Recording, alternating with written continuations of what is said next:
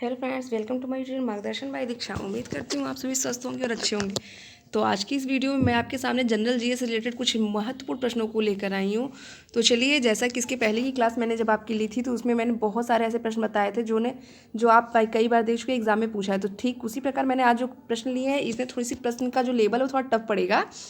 पर चलिए देखते हैं। अपना पहला प्रश्न जो हमारे सामने है वो पूछ रहा है आपसे, काजू का सबसे बड़ा उत्पादक राज्य है। तो यहाँ पे जो ये रेड लाइन से मैंने अंडरलाइन कर रखा है, ये सारी की क्या है आपके आंसर है। तो यहाँ पे पूछ रहा आपसे, काजू का सबसे बड़ा उत्पादक राज्य। तो काजू का सबसे बड़ा उत्पादक राज्य क्या है?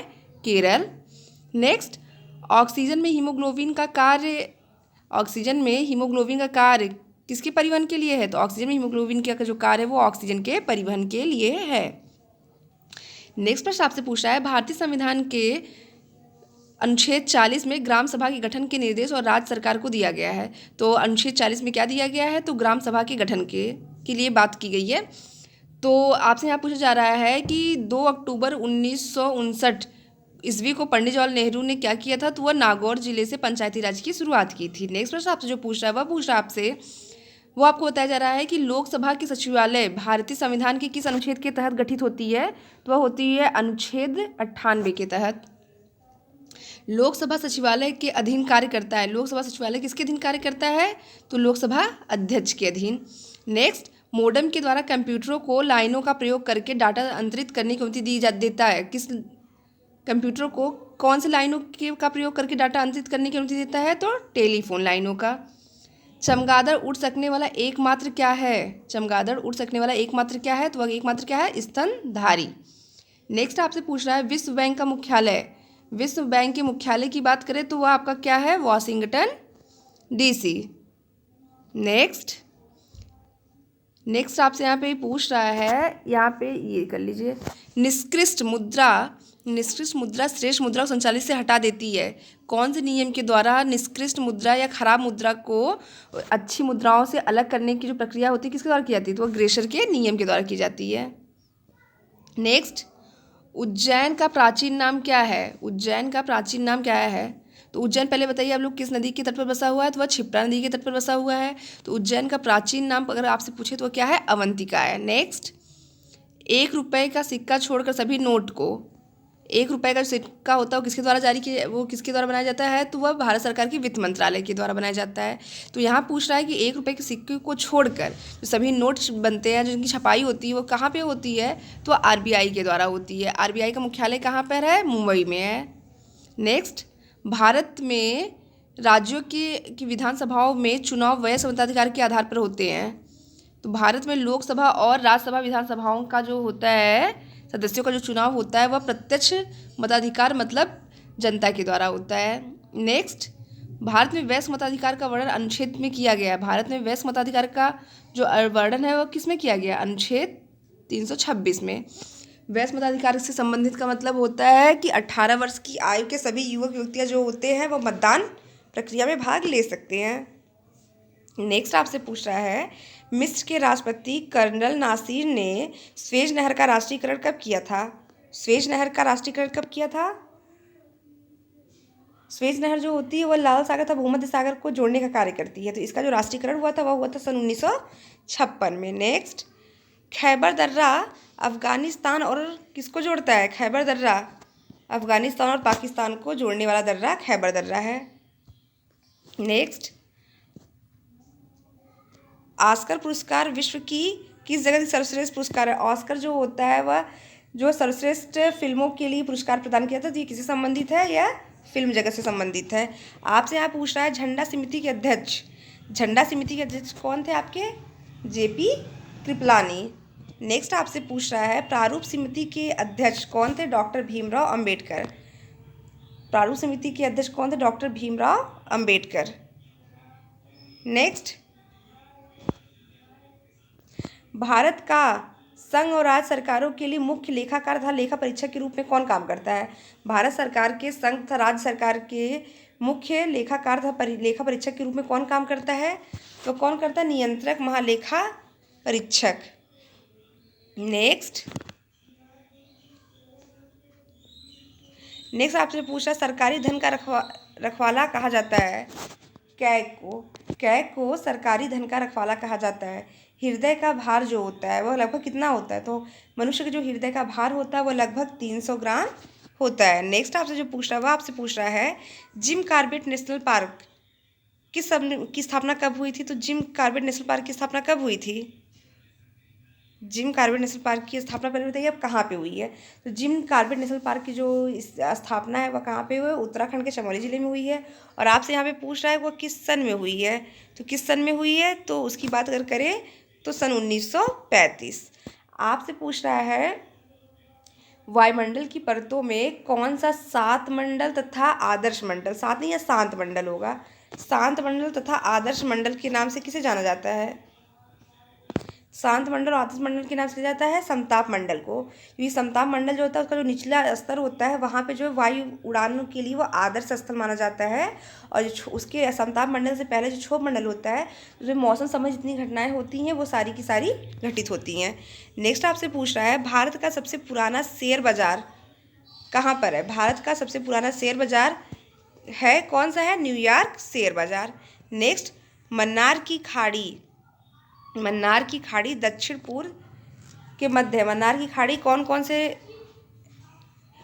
से राज्य के मध्य है? मन्नार की खाड़ी तो वह पूर्व तमिलनाडु और श्रीलंका के मध्य है।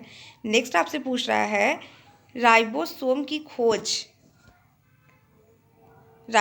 खोज रॉबिन्स एवं ब्राउन ने तथा पादप कोश में कब की थी? 1953 में। राइबोसोम की खोज किसने की थी? रॉबिन्स एवं ब्राउन ने किस सन में की थी? 1953 में। भारत का कार्यपालिका अध्यक्ष होता है, तीनों सेनाओं का प्रमुख कौन होता है? भारत में तीनों सेनाओं का जो प्रमुख होता है, थल सेना, वायु सेना और जल सेना का जो प्रमुख होता है वह कौन होता है? राष्ट्रपति। भारत का अगर प्रथम नागरिक की भी बात करें तो वह कौन होता है? राष्ट्रपति। आपातकाल की स्थिति में जो है पूरे राज्य का जो है वो जिम्मा कौन उठाता है? वह होता है राष्ट्रपति। तो आपसे पूछा जा रहा है कि भारत का कार्यपालिका का अध्यक्ष कौन होता है? तो वह कौन होता है? आपका राष्ट्रपति। भारत में संसदीय व्यवस्था को अपनाया गया है। भारत में संसदीय व्यवस्था को अपनाया गया है, अतः राष्ट्रपति नाम मात्र की कार्यपालिका है तथा प्रधानमंत्री था उसका मंत्रिमंडल कैसा है? वह वास्तविक कार्यपालिका। मतलब कहने का मतलब जो कार्यपालिका के अंतर्गत जो कार्य होते हैं उसका संपूर्ण जिम्मा कौन लेता है? प्रधानमंत्री था उससे के द्वारा निर्वाचित मंत्रिमंडल। लेकिन अगर आपसे पूछा जाता है कि व्यक्तिगत रूप से कौन है कार्यपालिका का प्रमुख होता है तो वो होता है राष्ट्रपति। चलिए नेक्स्ट आते हैं हाइड्रोजन को भविष्य का ईंधन कहा जाता है। हाइड्रोजन को कौन सा ईंधन कहा जाता है? तो भविष्य का ईंधन कहा जाता है। संगीत यंत्र तबला का आविष्कार किसने किया था? तबला का आविष्कार किसने किया है? अमीर खुसरो ने। नेक्स्ट अमीर खुसरो एवं अमीर हसन फारसी प्रसिद्ध कवि थे जो किसके दरबार में थे? बलबन के। नेक्स्ट आपसे पूछता है हाइड्रोजन की खोज किसने की थी? तो हाइड्रोजन को क्या कहा जाता है? भविष्य का ईंधन कहा जाता है। उसकी खोज कब हुई थी और किसने की थी? तो उसकी खोज 1766 ईस्वी में हेनरी कैविडेस ने की थी। नेक्स्ट प्रधानमंत्री ग्रामोदय योजना में लघु उद्योग सम्मिलित है या नहीं? तो प्रधानमंत्री ग्रामोदय योजना में लघु उद्योग सम्मिलित नहीं है। नेक्स्ट आपसे पूछता है 11 अक्टूबर 1959 को पंडित जवाहरलाल नेहरू ने आंध्र प्रदेश में क्या किया था? तो उन्होंने आंध्र प्रदेश में भाषा के आधार पर पंचायती राज का प्रारंभ किया था। याद रखिएगा सर्वप्रथम पंचायती राज की स्थापना राजस्थान के नागौर जिले में हुई थी। लेकिन अगर आपसे पूछे भाषाई आधार पर पंचायती राज का प्रारंभ कब हुआ था? तो 11 अक्टूबर 1959 को। और किसने किया था? प्रधानमंत्री उस समय के तत्कालीन प्रधानमंत्री पंडित जवाहरलाल नेहरू ने कहाँ पे? आंध्र प्रदेश में किया था। नेक्स्ट आपसे पूछ रहा है बौद्ध ने अपना प्रथम उपदेश कहाँ दिया था और जिसे बौद्ध ग्रंथ में क्या कहा गया है? बौद्ध ने अपना प्रथम उपदेश सारनाथ में दिया था। सारनाथ कहाँ पड़ता है? आपके वाराणसी में।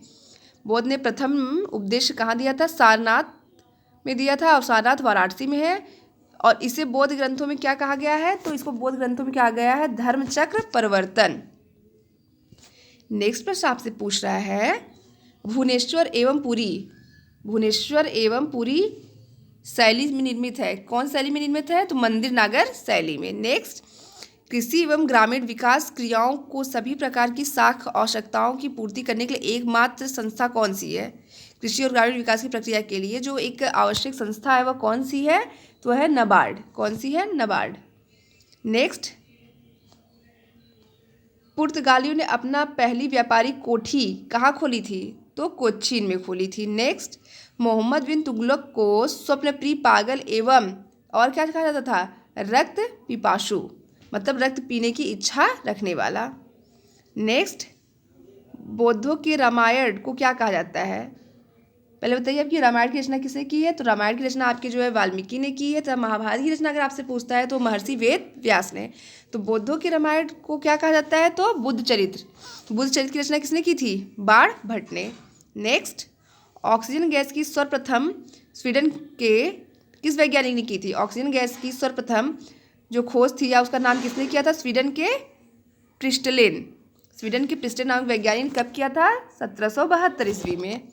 नेक्स्ट आपसे पूछता है, भारत में पेट्रोलियम का अग्रणी उत्पादक राज्य क्या है? भारत में पेट्रोलियम का अग्रणी उत्पादक राज्य अगर आपसे कोई पूछे तो कौन सा है आपका? गुजरात। नेक्स्ट, चंद्रशेखर वेंकटन रमन को भौतिक शास्त्र में किस वर्ष पुरस्कार मिला था? सन 1930 में। किस क्षेत्र में मिला था? भौतिकी शास्त्र के। सातवाहनों की भाषा प्राकृत एवं कौन सी है? लिपि ब्राह्मी थी। सातवाहनों की भाषा प्राकृति थी और लिपि कौन सी थी? ब्राह्मी लिपि थी। हिंदी की जो लिपि वो कौन सी है? देवनागरी। और गुलमुखी कौन सी किसकी लिपि है? तो पंजाबी भाषा की जो लिपि है वह कौन सी है आपकी? गुरुमुखी। नेक्स्ट, सातवाहन शासकों के प्रसिद्ध साहित्यकार कौन थे? हाल एवं गुड़ाय। हाल एवं गुड़ाय। अनुच्छेद 110 किसे परिभाषित करता है? अनुच्छेद 110 किसे परिभाषित करता है? तो अनुच्छेद 110 का संबंध धन विधेयक से है। अनुच्छेद 110 का मतलब किससे है? तो वह है आपके धन विधेयक से। अगर आपसे पूछा जाए तो कि अनुच्छेद 108 का संबंध किससे है? तो अनुच्छेद 108 का संबंध राज्यसभा और लोकसभा के संयुक्त बैठक की अध्यक्षता से है। जिसका जब राज्यसभा और लोकसभा की जो संयुक्त बैठक होती है तो उसकी अध्यक्षता कौन करता है?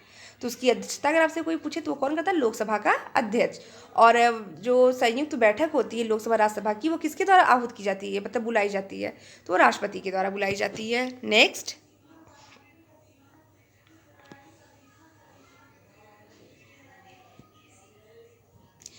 आपसे यहाँ पे ये पूछ रहा है, लॉर्ड रिपन के द्वारा किस सन में प्रथम कारखाना अधिनियम लाया गया था? तो 1881 में।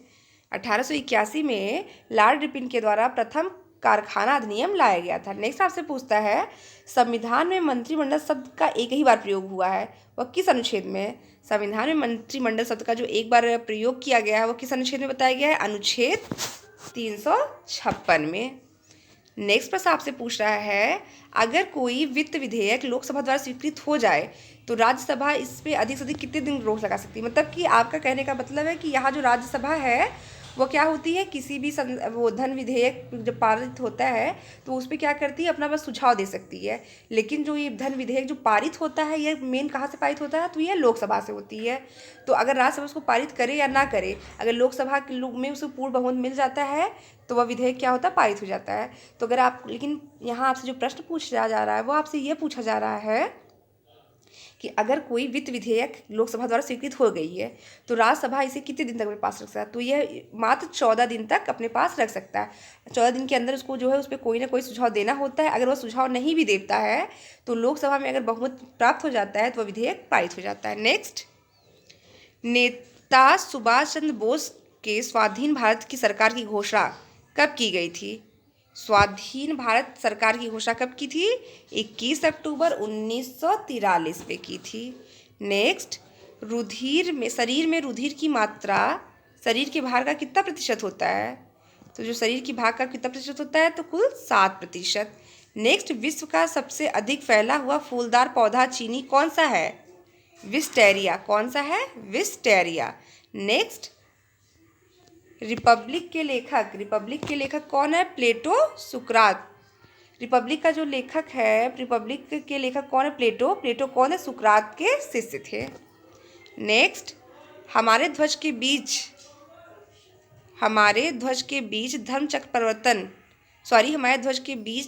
जो धर्म चक्र का रंग है वो कैसा होता है? तो कैसा होता है? गहरा नीला होता है। नेक्स्ट, समानता, स्वतंत्रता एवं बंधुत्व का नारा फ्रांस की किस राज्य की क्या है? फ्रांस राज्य की क्रांति की देन है। समानता, स्वतंत्रता और बंधुत्व। नेक्स्ट आपसे पूछा जा रहा है, अंग्रेजों की प्रथम व्यापारिक कोठी कहाँ पे स्थापित की गई? तो वह आपकी कहाँ स्थापित की गई है? सूरत में। कब? 1608 में। नेक्स्ट और लास्ट प्रश्न आपके सामने है, काजीरंगा राष्ट्रीय उद्यान किसके लिए प्रसिद्ध है? तो काजीरंगा राष्ट्रीय उद्यान ये कहाँ पे है, पहले बताइए। तो ये आपके असम राज्य में है और ये किसके लिए प्रसिद्ध है? एक सींग के गैंडे के लिए।